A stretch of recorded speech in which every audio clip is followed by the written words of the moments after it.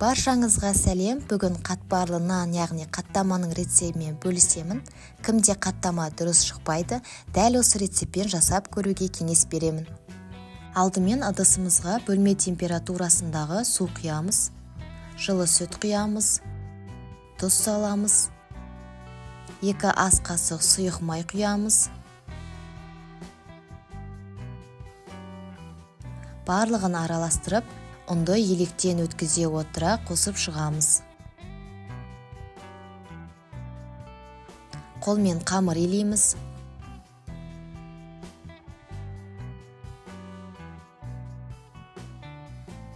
Енді қамырды 30 минутқа қалдырамыз. Оған дейін арасына жағатын майын дайындаймыз.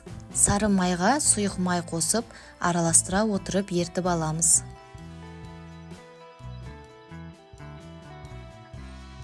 Қамырымыз дайын болды, енді бөліктерге бөлеміз.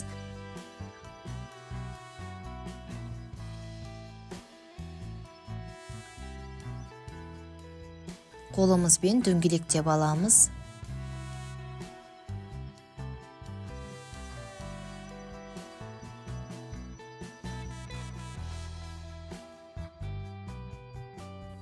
Әрбір бөлігін жұқалау етіп жайып аламыз.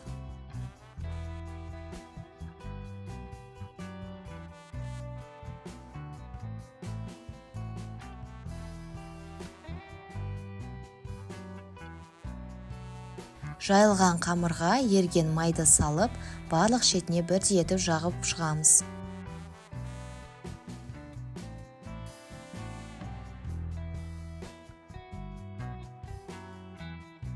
Енді осылай қолымызбен орап шығамыз. Видеодағыдай рулет сияқты ораймыз. 5 минут тоңазытқышқа саламыз. Майы кішкене қатуы керек. Мен видеода 6 бөлікке бөлдім. Сіздер 5 бөлікке бөліп, 5-ші бөлігін осылай жайып, үстіне май жағып, видеодағыдай қалған қаттама қамырларыңызды қойып шығасыздар. Мен бұл жерде қамырға май жақпадым, өйткені қалған 4 қамырда май көбірек болды. Енді дәл осылай кесіп, видеодағыдай орап шығамыз.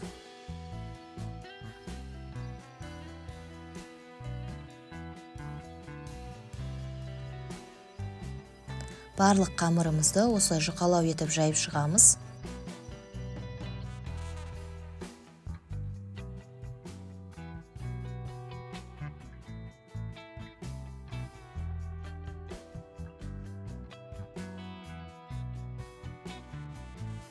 Енді қызып тұрған табаға қамырдан қалған майды жағып алдым.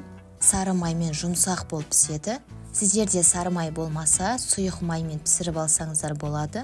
Қаттаманы салып, үстіне қалған майды жағып аламыз.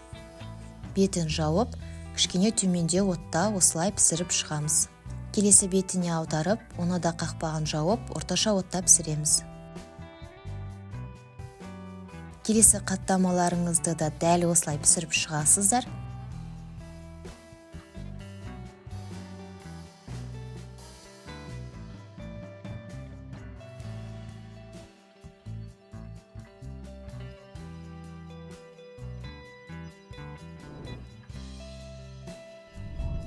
Міне қаттамалар дайын, қатпарлы әрі жұмсақ болып шықты.